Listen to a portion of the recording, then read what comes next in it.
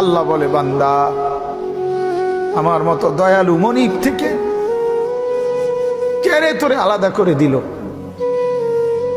মা গাররাকা, আরে বান্দা আমার থেকে কেন আলাদা হলি? আমি কি অপরাধ করেছি?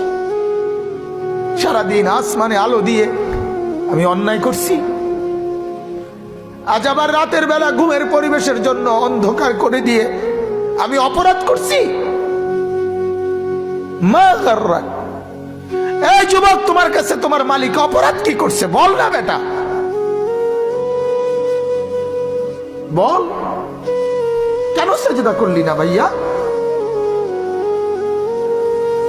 আল্লাহ তোমার কাছে কি অন্যায়টা করছে? কি অন্যায়,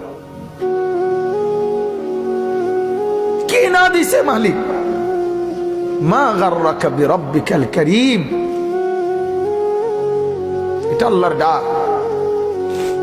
আল্লাহ বলেন, বান্দা কে রে তোরে আমার থেকে আলাদা করলো? কেন রে তুই আমারে ছাড়লি? আমি কি দোষ করছি?